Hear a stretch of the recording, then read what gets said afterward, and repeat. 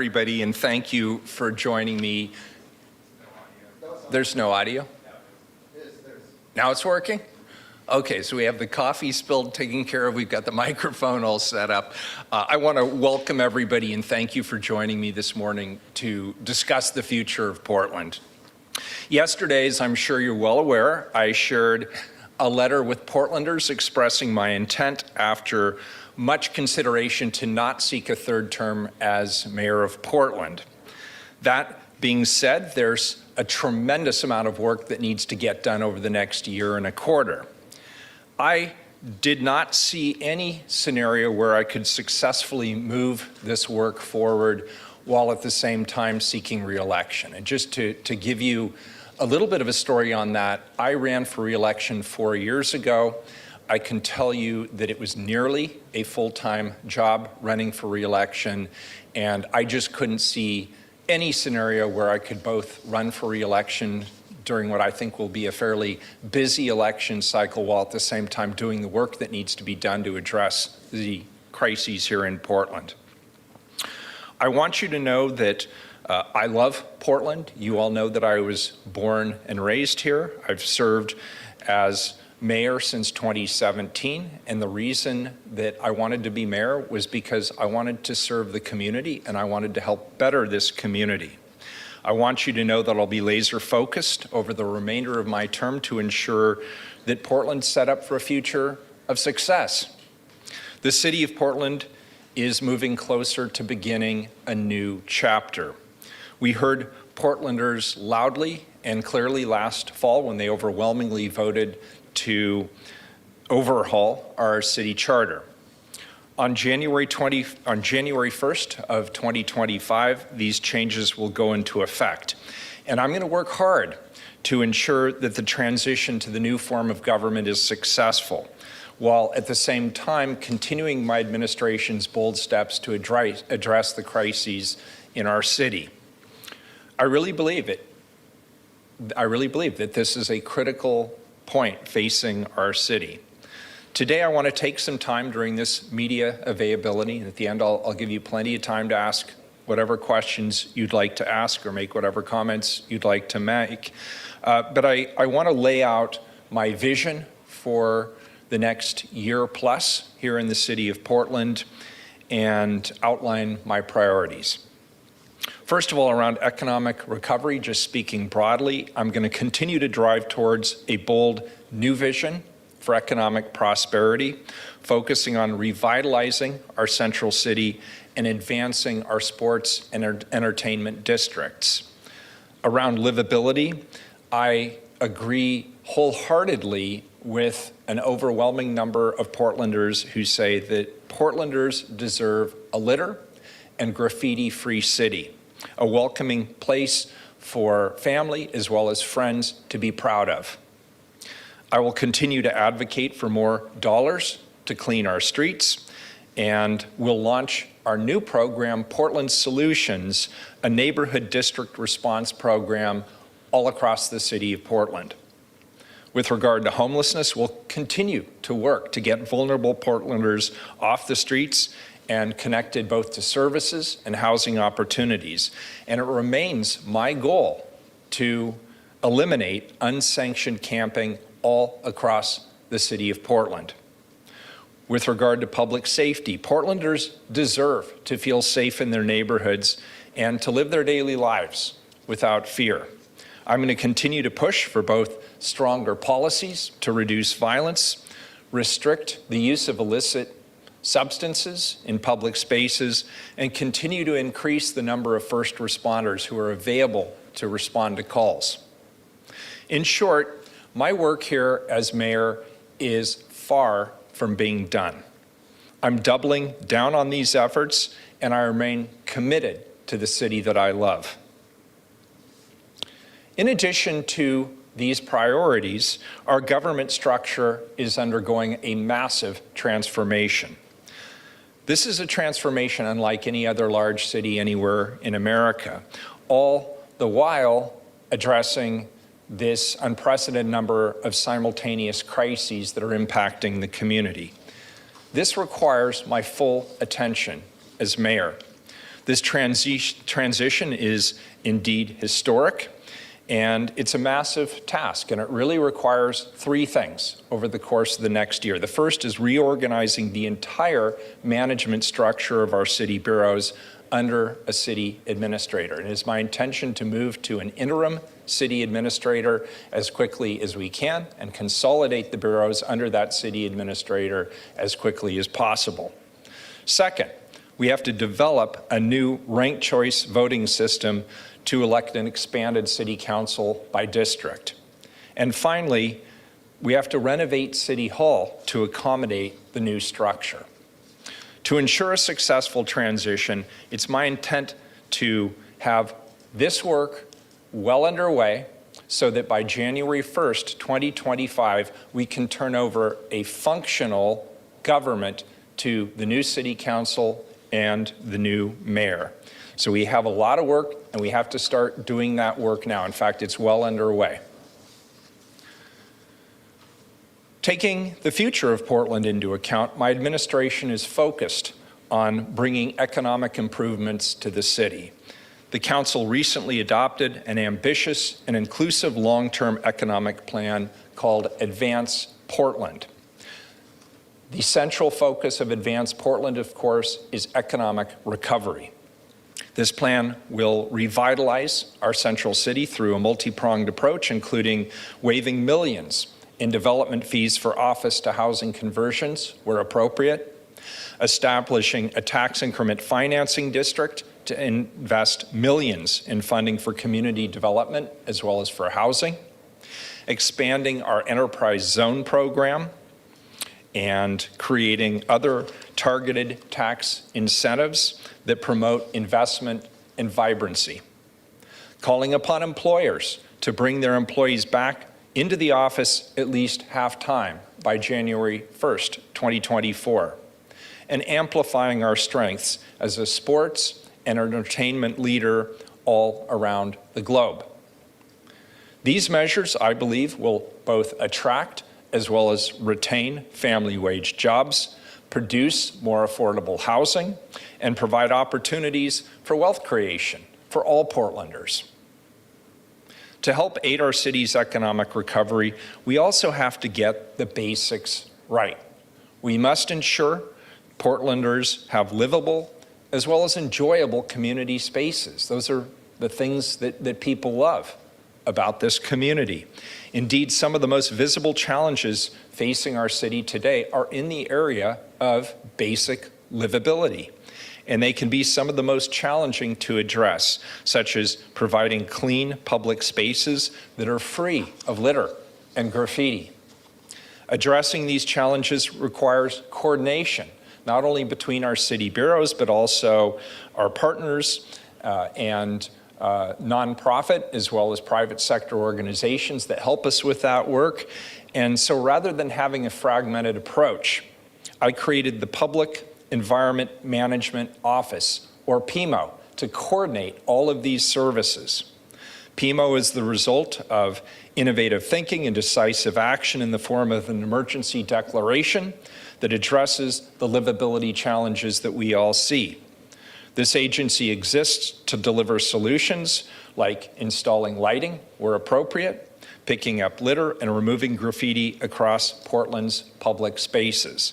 And the results have been very good. Just since May of 2022, PEMO's work has resulted in over 1 million pounds of litter removed from the streets each month, about $2 million, and this is just over the last year, in spending for street lighting projects around the city, which has been key to decreasing crime and promoting desirable streets, and removing over 245,000 square feet of graffiti citywide since October of 2022.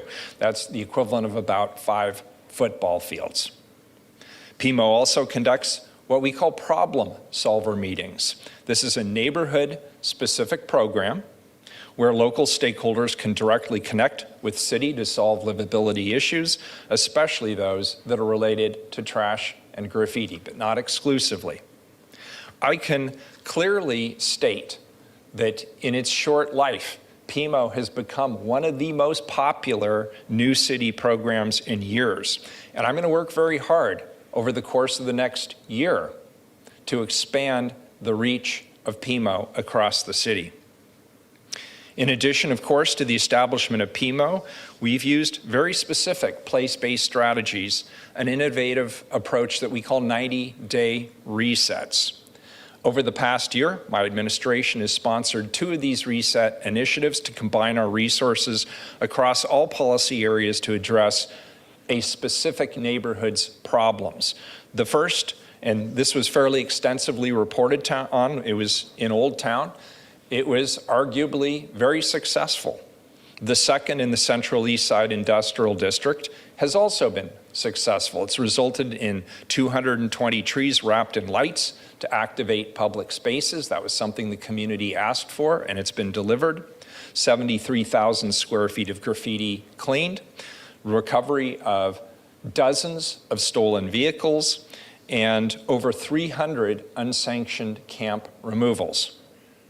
While the first 90-day resets were a success, we heard from other Portlanders who said, hey, wait a minute, what about my neighborhood? What can you do for us? Based on this feedback and the success of the 90-day resets, we knew we needed a much broader solution that would be responsive not just to those few targeted neighborhoods, but to the whole city. To make this success a permanent part of our city government, I'm working with Commissioner Ryan, who's the commissioner in charge of civic life, to develop what we're calling Portland Solutions.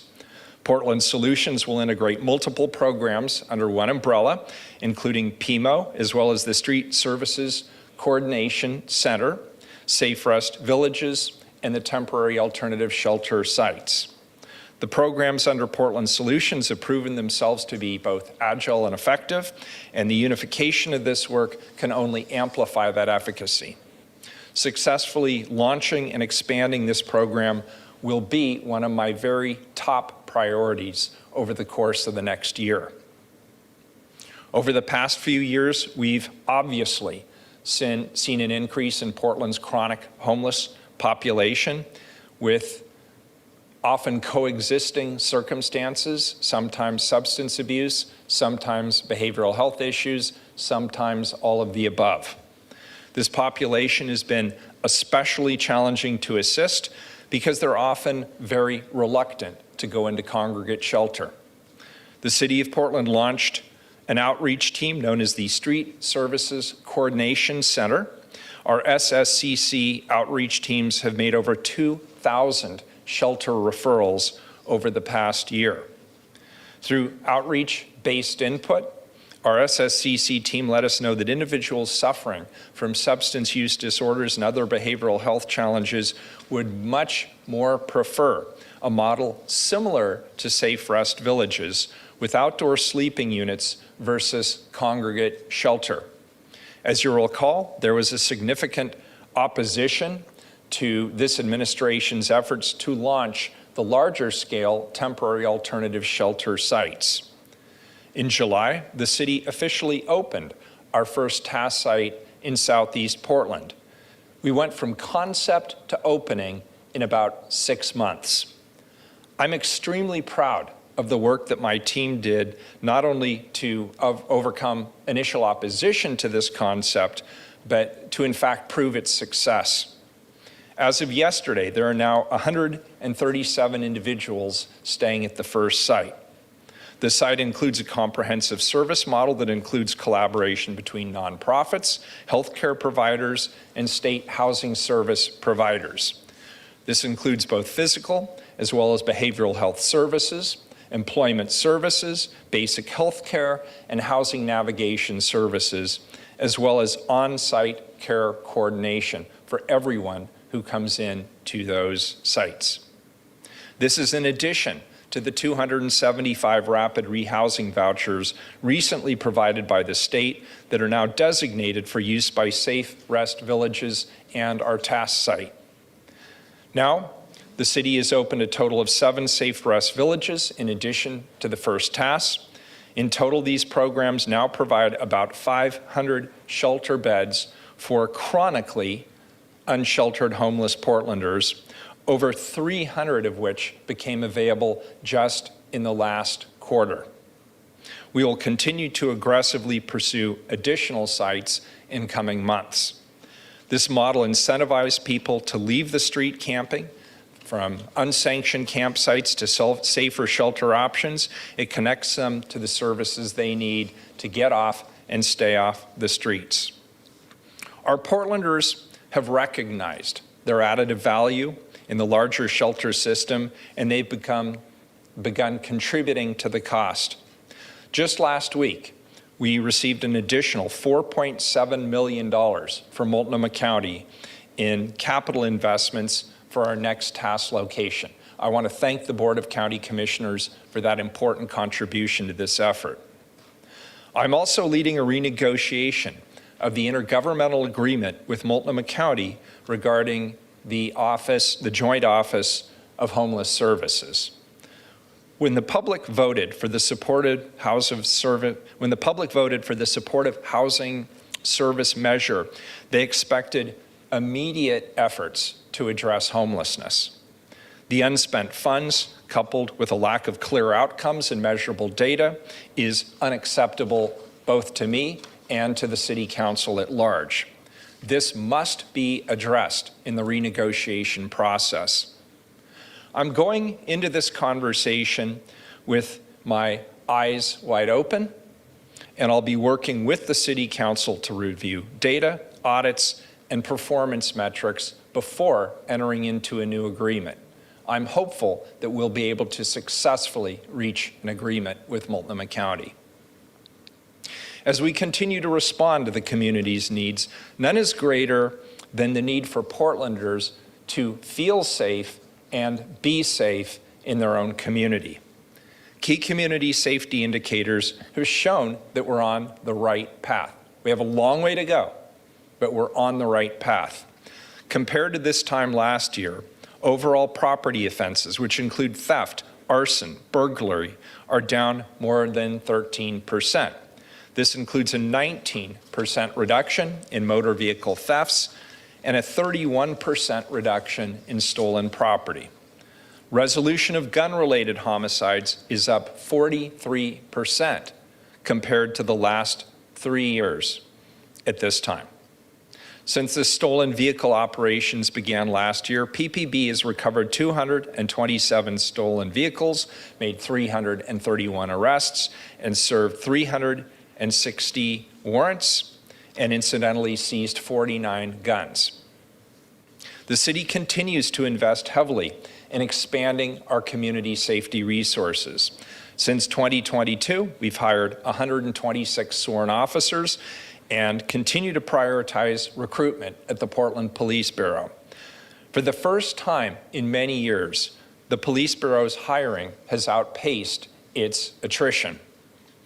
I'd like to take a moment to acknowledge PPB's work in the downtown core, which continues to target controlled substances, seizing 150,000 fentanyl pills this year, issuing almost 500 Measure 110 violation tickets, and arresting 45 individuals for drug distribution.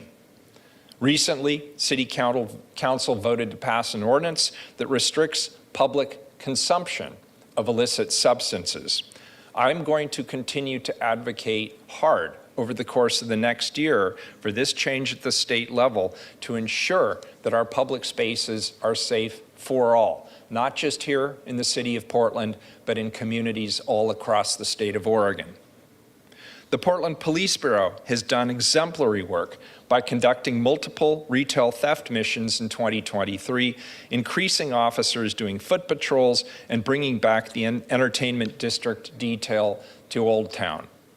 In addition, the county, city, and DA's office have partnered to form a task force to address retail and auto theft with increased resources to both investigate and then to prosecute these crimes. The gun violence reduction efforts we began last summer continue to thrive. In June, I announced the launch of Portland Ceasefire, a Portland-specific focused deterrence strategy. The development of Portland Ceasefire is well underway with the guidance and the support of the National Institute for Criminal Justice Reform. The ceasefire team is focused on identifying those at the highest risk of involvement in gun violence and making individualized contact with them to modify their behavior, either through appropriate services or focused enforcement. While homicide rates are unacceptable at any level, gun-related homicides are now down 17% in 2023 compared to 2022. And the overall shooting rates continue to trend downward compared to last year. Total shooting incidents from January to July of 2023 compared to 2022 are down by 19%. This trend is reflective of the tireless work being done by our community partners, city organizations, including the Office of Violence and Prevention, the Safe Blocks program, and of course, the men and women in the Portland Police Bureau. We're dedicated to a holistic approach to address crime and violence in our community. We must ensure swift accountability while also maintaining a longer-term focus on prevention. I intend to push for these and other public safety measures through the very last hours of my term. It's clear that throughout my administration, the role of the mayor's office has fundamentally changed. The role of the mayor has changed. Now the mayor and city government are called upon to address issues that were beyond the traditional scope of past administrations. Many of the crises we're experiencing today could not have been anticipated even a few years ago. Our city government uses a great amount of resources to address these never-before-seen problems, and it's my goal to ensure that the city continues to do this in an effective and an efficient manner. For the duration of my term, I'm committed to leading with urgency and remain ready to further mobilize the City of Portland's resources to address our highest priorities. Portland is a truly remarkable and resilient community. We've had a tough few years. We all know that. But we've laid a solid foundation, and I firmly believe that Portland's best years are ahead of us. Thank you. All right, we'll take some questions from the media if you guys have anything for us. And I think, are we going to pass around the mic? Yep. Perfect. All right, just raise your hand. We'll pass it over to you and you can ask us questions. We have policy staff here too, so we can loop them in if your questions are more in the weeds or something like that. Hello. Or if I just don't know the answer to the question. So Mayor Wheeler, you discussed a lot of ambitious projects. A lot of those would likely extend beyond the next year. So how do you plan to make it an easy transition so that the work can continue when you're not in this role anymore? Well, the work that I'm doing, I'm not doing independently of the City Council. Ultimately, the City Council decides whether they want to fund these initiatives. And I'm really proud that as a council, we certainly have our disagreements. We should. That's how the democratic process works. But we've stood together on these key initiatives, oftentimes against withering opposition. Remember, the council allocated $29 million to the TAS program before we had a service provider, before we had our first location, before we had anybody signed up on any list to be referred into the sites. The council was there. When it comes to public safety, this council has been unified around our initiatives related to public safety, whether it was the development of the focused intervention team, around livability, the Street Services Coordination Center, the PIMO program. The council's been very supportive, and I am assuming that a number of my colleagues on the council will continue into the next year, beyond 2024. I also know that the public supports these programs. The TAS site now has people actively in the community supporting our efforts because they see it gets people off the streets and helps connect them to services to keep them off the streets. There's strong support in the community around our ceasefire efforts. I believe that's going to continue just by virtue of the strength of the community support we have for that. The public safety initiatives, I don't see that changing anytime soon. The public is holding all of us accountable to public safety standards. So I believe they will stay in place. not because they're my programs, but because they are the programs the community needs to see results. They are the solutions that the community is asking for. You had mentioned kind of the alignment of commissioners. Obviously, there's been some issues such as budget where there is division amongst the different commissioners. How do you plan to create more unity on those topics in the next year?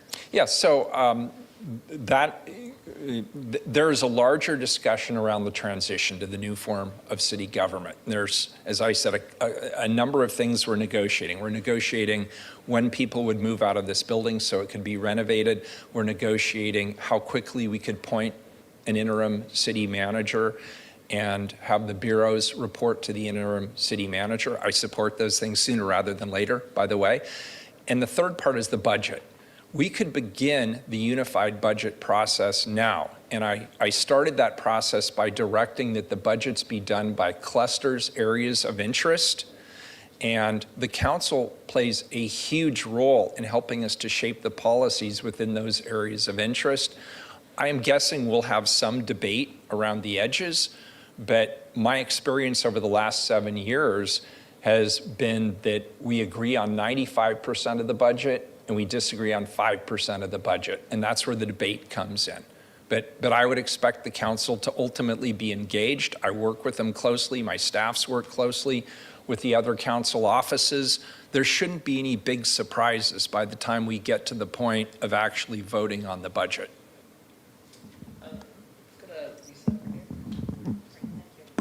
Morning.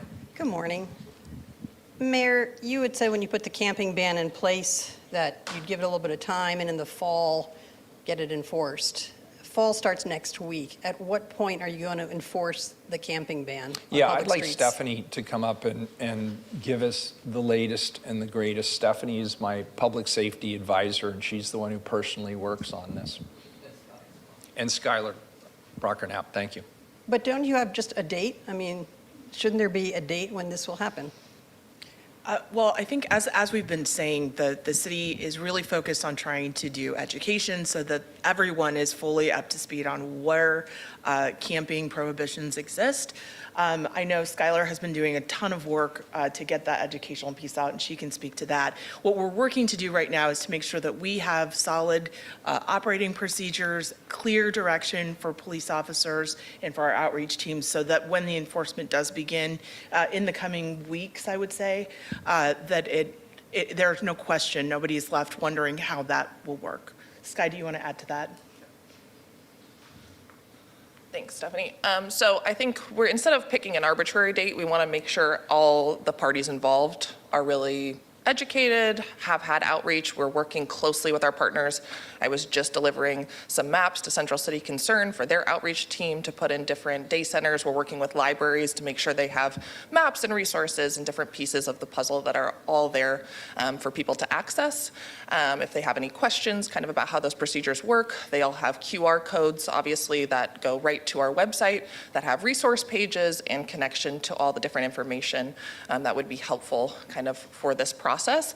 But to Stephanie's point, we want to make sure that police are kind of involved in the standard operating procedures. We want to make sure all the parties involved know exactly how this will be rolled out, and we're going to roll it out pretty slowly in terms of the initial kind of engagement with folks on the street. So in the coming weeks, we will let everybody know as soon as we pick a date, but I want to make sure we actually have confirmation from our partners, whether it be the outreach teams, whether it's the nonprofits that we work with every day, that they have had enough time to really educate folks on the street.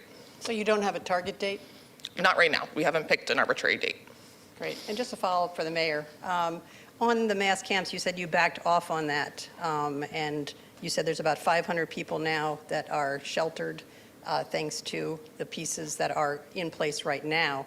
But when you have 6,000 on the street, are you going to try again to put together some kind of a mass camp like other cities have done?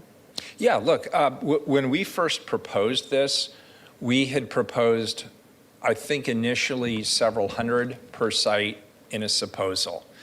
And we heard that you could not effectively manage, some people used 50, a couple of people used 100. We're now well over that threshold at our first site, and things are going just fine. I will absolutely look to scale these. I understand that it's new and it's different for our community to have mass sites like this, but from my perspective, it's not as important how many people you have there as it is how many staff you have per person who is there. We have a ratio of about 1 staff member for every 15. Typically, a shelter is 1 to 100, sometimes even greater than that. And so I believe that this is just me, I believe that this model can be scaled to much larger than where we are today. That's not our problem. Our problem right now is getting the sites. And we have identified numerous sites that we think are appropriate for tasks, but we need people who own these sites to work with us. And that's why it was so important that this first site be clean, safe, effective, well-run, and it is. And I think that will help us to secure additional sites. So you're thinking exactly the way I do, Lisa. This has to be to scale. It's not good enough just to set up a camp and connect a few people to services. There have to be enough of these sites at the scale to be able to address the magnitude of the chronically homeless population we have on our streets. And then there's another important part of this that I think about a lot. Actually, Sky, I think about it, she does it. She does all the hard work here. It's throughput. You have to have connection to behavioral health, substance use disorder treatment, public health services, job training, and navigation to housing, which is reserved for the individuals in these sites. Those are the pieces that are now put together in our first site, but we need to do this citywide in multiple locations. And so, those are the discussions that are underway now. My personal view is we either need about 5 of these sites at 200-ish, or we're going to need fewer that are larger scale than that. That's my personal view based on what I know today. Now, things may change in the future, but that's what I believe today. Sky, I don't know if you have anything else you want to add to that. No. Okay. Okay. Let's go to Alex. Thank you. I have a question about Portland Solutions. I know what is in that program right now kind of exists through a lot of emergency ordinances and resolutions. And the programs that they cover really could exist in some of the more traditional bureaus, based on whether it's trash or housing. I'm curious, it seems a little unusual for the mayor's office to be responsible for all of these really on the ground, hands-on, the work that Sky's doing, it's not traditional. And so I'm curious why you believe this kind of on the ground work is something that needs to exist within the mayor's office, especially going into the new form of government as well, because I know it's part of that model. Your question is an excellent one, and it speaks to the problems of a commission form of government in a world where the crises we're facing are multifaceted. In fact, all of the priority areas I mentioned earlier, whether we're talking about public safety, whether we're talking about livability, whether we're talking about drug use, whether we're talking about homelessness, they're all connected. They're all related. And yet our bureaus are vertically siloed under individual commissioners. And so the reason under this form of government that we brought the Street Services Coordination team into our office, the Portland Environmental Management Office into our team, and frankly, other initiatives under our team like the task sites, is to overcome the problems that currently exist in a fragmented form of government. As we move to the new form of government, as we move to a city administrator and presumably deputy city administrators, it would be my assumption that we will ultimately transfer the leadership of these programs to the city administrator and the city administrator's staff, because they will be managing not a sleeve of individual bureaus, they will be managing enterprise-wide. And I think that's one of the great positive things about the new form of government. I'm really eager to move towards that interim city manager position ASAP and consolidate the bureaus under that interim city manager ASAP. It will be before the next mayor gets here. And you can imagine this is a little bit thorny because everybody has to let go of something, and everybody is going to take on new responsibilities. But it's the work that I believe needs to be done as soon as possible to successfully transition. By the time people get here who are new city commissioners or a new mayor on January 1st, 2025, I want the city to be up and running, and I want that operation to be turnkey. And these programs, I think, it almost gets back to your question about how do these programs survive. They need to be part of the infrastructure of the city, not just part of a political office. And Skye, did you want to add? Because I'm talking about your life. So. Good morning. Morning, Mayor. I want to ask you about your decision not to run. And in your letter yesterday, you said that being mayor has been both the privilege of a lifetime and humbling. I'd like you to elaborate on that, and particularly the humbling part. Yeah. To be honest, I have had to reinvent city government in fundamental ways. And we've talked about some of the new initiatives, focused intervention team around gun violence, the work of PMO around livability, the work of the task sites around homelessness, and we could talk about other initiatives as well. And I've led during a very challenging time in our history. We started with unprecedented weather events in 2017, then we went on to clashes between right-wing activists and left-wing activists. Then, of course, we had the Max train stabbing, the death of Commissioner Fish, a global pandemic, wildfires, freeze events, economic calamity as the economy was shut down, an explosion of illicit substances that nobody knew existed 5 years ago, now wreaking havoc on our streets, public safety concerns, and the list goes on and on and on.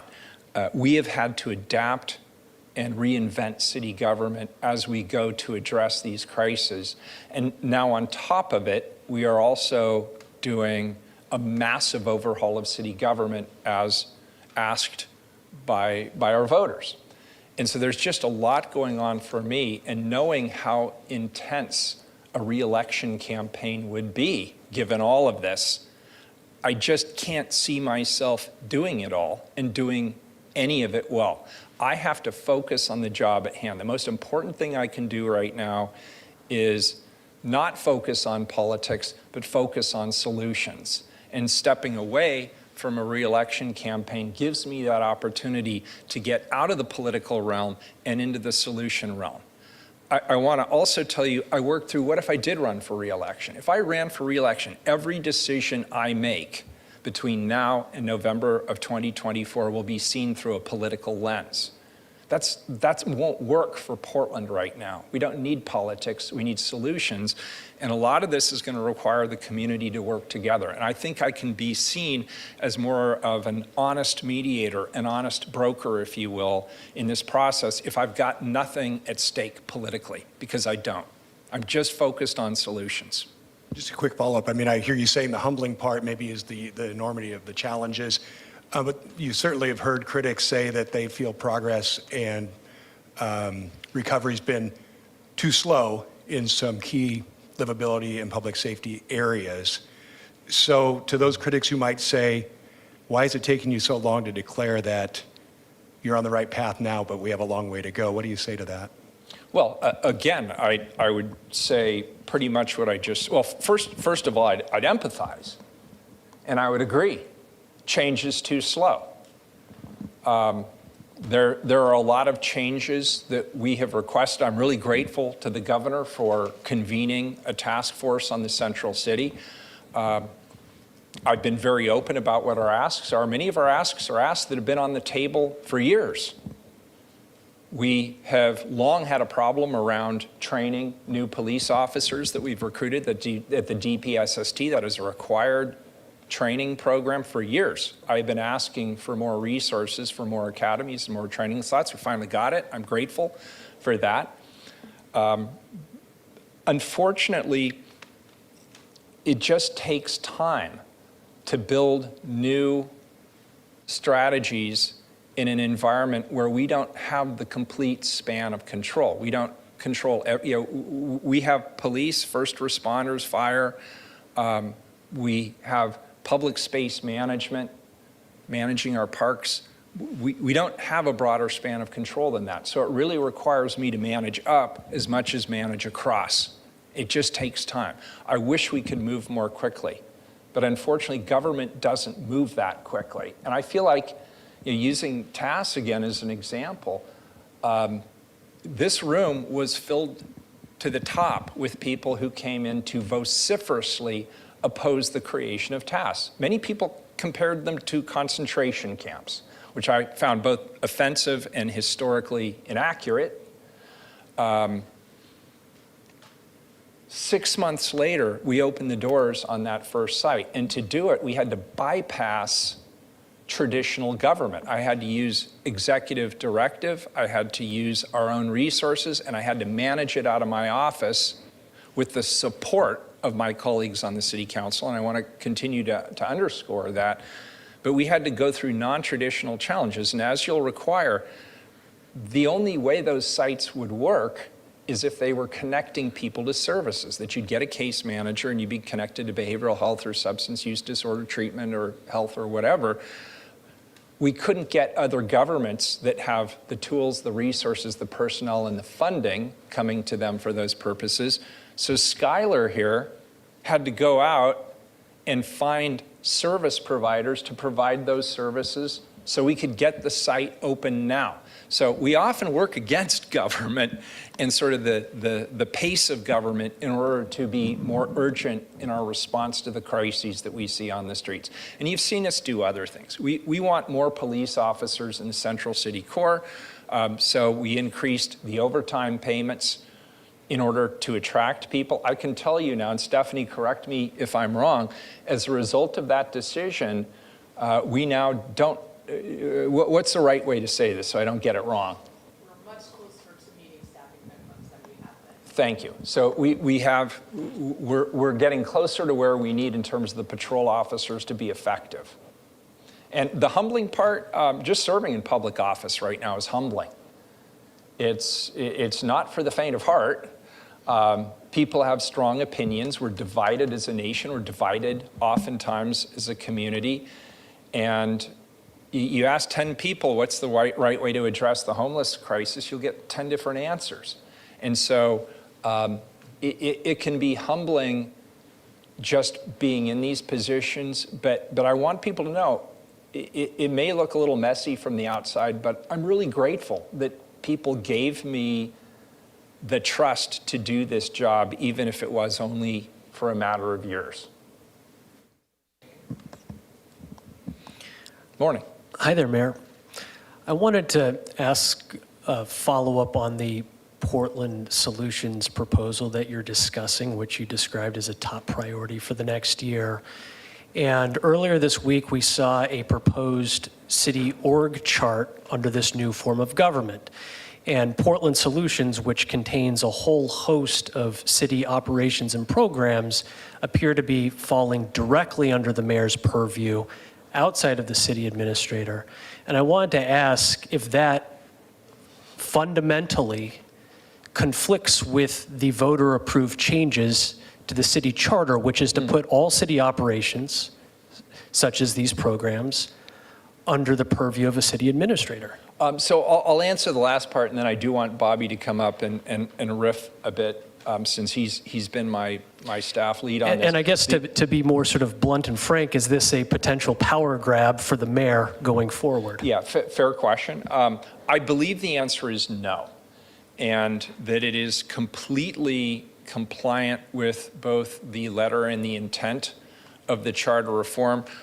You are right that the city administrator runs the day-to-day operations of the city, but under the supervision of the mayor. And so my assumption is they would have to be working very, very closely, because that office is actually operated by the bureaus themselves. So I can't imagine a scenario where the city administrator and the mayor aren't working hand in glove on that. But Bob, you may want to talk about that, because I know it floated around in several different possibilities.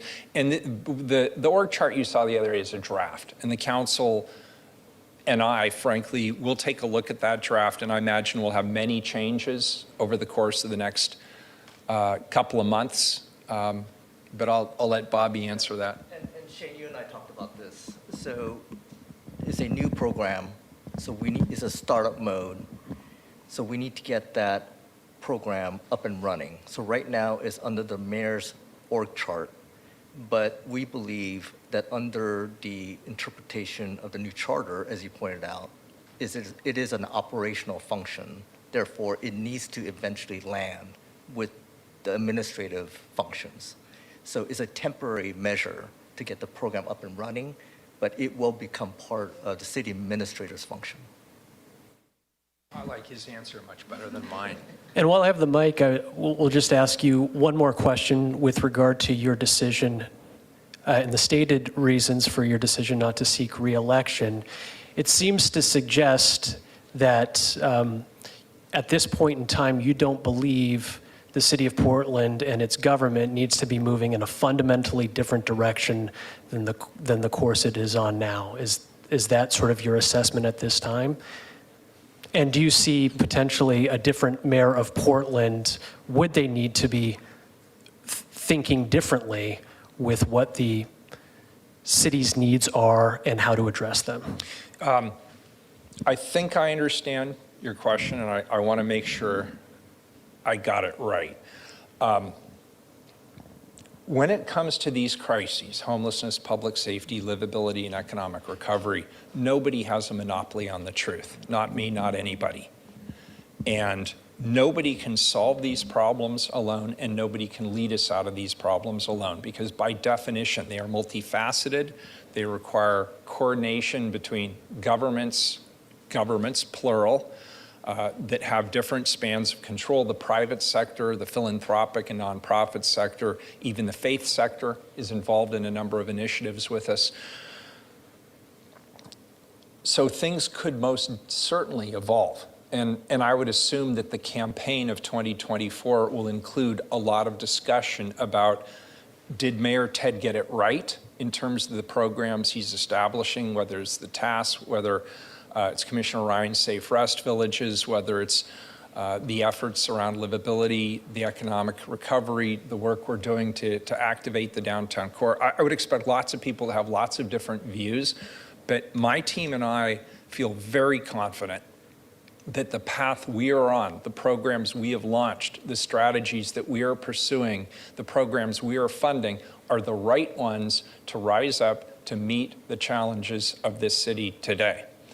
And we will work to institutionalize those programs so that if the future city government wants to keep and expand and grow those programs, it's turnkey. They won't have to start from scratch like I did. They'll have the programs. But if they decide in 5 years that the Safe Rest Villages or the TASK sites or PMO or whatever are no longer needed, that's their decision. And I can sleep with that. But right now, from my perspective, we're on the right path. This is the right strategy. Hi, Courtney. Hi, good morning. You talked a lot about needing to have an interim city manager in place. Can you give us an idea of what that timeline looks like? When would that person need to be in place, and when do you start the recruitment process for that? And then secondly, could you ever see yourself being in that role? Is that something you're interested in? So, oh, good. And I'll let Barry Pack talk about this in a minute, but let me shut the door on that one hard. No, I do not see myself in this role, and I want to be very clear about what the city administrator's role would be. The city administrator is going to be a CEO level individual who has experience and the capacity to manage a $6.5 billion organization with 7,000 employees and a unionized workforce and many, many different issues. It's not a single product line. it's 1,000. And we're going to have to pay somebody, by the way. And I want to preface that. What we are asking for is a CEO level individual. You're going to need somebody who's committed to public service, because we're not going to be able to pay them the same as you'd get paid in the private sector to manage an organization of this size, this scale, with this complexity. But we're not going to be able to get them on the cheap either. I do not believe that I am best suited to that position. So the answer is no, I would not seek to do that. There's another reason, and maybe I didn't fully answer Shane's question, and I'd like to go one step beneath what I wrote in my letter. My daughter was 3 months old when I was sworn into my first office, which was chair of Multnomah County in 2007. She has lived this path with me every step of the way. As it turns out, she is in the class of 2025, meaning my term will end about 6 months before she goes off to college or whatever her pursuit is. That time is really important to me. And so the main reason is what I stated in my letter. I can't do it all. I cannot run for office while doing the work that needs to be done. But I want you to know that there's another reason there as well that's important to me. And then can you speak to the timeline of Barry, when- why don't you introduce yourself? Give us a heads up on that. Thank you, Mayor. I'm Barry Pack, Senior Advisor on Transition for the Mayor. We don't have a specific time for an interim city administrator. There's a lot still to be worked out. The draft organizational chart that you all saw earlier this week is just that. It's a draft, so we don't even know what an interim city administrator would be managing until that gets finalized and council approves it. And then there's a lot of work to be done with the current council to basically blend two forms of government overlapping at the same time. The mayor has been clear, though, that it's not realistic to expect that come January 1, 2025, we can just flip a switch and have a new form of government ready to stand up and get functioning. We need to have a runway, an on-ramp of time in which we can get some of the kinks worked out so that the new council and mayor can come in and have a functioning, smoothly operating government. We'll have to have a lot of discussion with the current commissioners and the council about what that timeline looks like, and we'll have more information on that in the months to come. Thanks, Greg. We're running low on time, so that's time for a few more questions. Thank you. Hi, Mayor. So this is kind of a follow-up to Tim's question. I'm sure you've done a lot of reflecting over the last 7 years. I just want to hear from you if there's anything in your administration that you regret or decisions that you made that you don't feel like benefited all of Portland. There will be a time when I will have the opportunity to be retrospective in my thinking, and I can tell you, I'm sure there will be things that, with the benefit of hindsight, I will look back on and say, gosh, I wish I'd done this differently. I'd be a fool to stand here and tell you otherwise. But I actually don't spend a lot of time second guessing what I did in the past. My time and energy is focused on the crises today and where we're headed. That is where my full focus and my full attention is. There will be a time for retrospective thinking. For right now, I'll say I'll leave that to history. My focus is on the here and now and where we're headed. That's where my head has to be. Yes? Oh, sorry.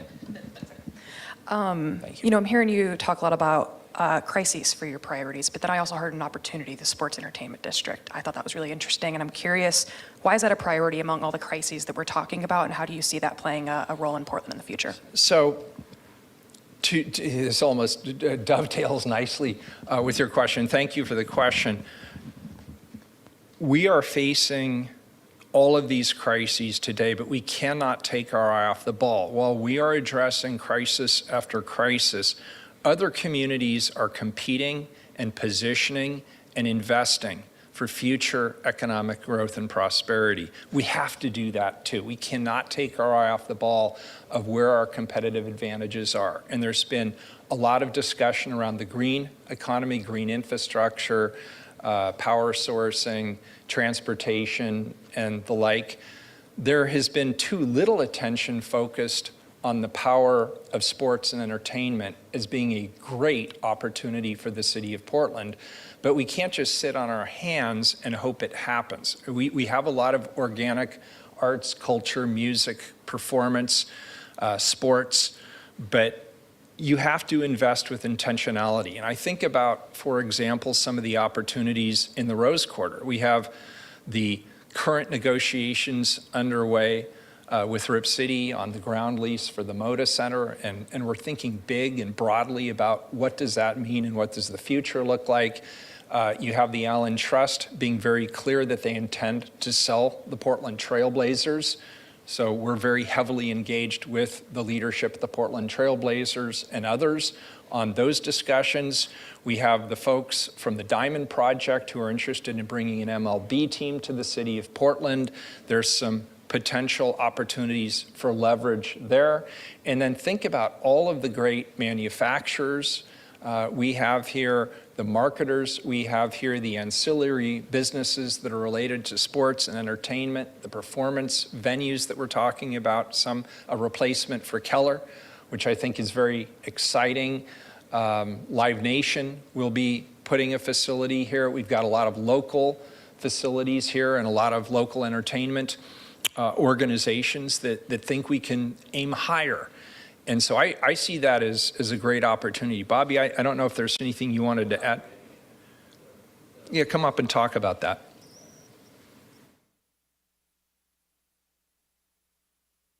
Introduce yourself. Yeah, Bobby Lee, Chief of Staff. If you look at the landscape of our economy, there's a planning mechanism around what is called location quotient. And what that is an analysis of clusters of similar businesses that are co-located in a similar geographic area. And Portland, unlike other cities, have a higher location quotient numbers around athletic and outdoors, Nike, Adidas, and so forth. So we need to take advantage of that. And that industry is transforming as well significantly because of technology and so forth. With that in mind, geographically also in the Lloyd District area, as the mayor pointed out with Blazers and other facilities there, the bridge project, the ODOT Rose Quarter Bridge project, is foundational to that improvement as well. That will also open up housing opportunities, restaurants, more foot traffic if we can get more activities in that space. So that is the direction that we'd like to head. Great. On that note, thank you guys so much for coming. Thank you. Appreciate it. Thank you all.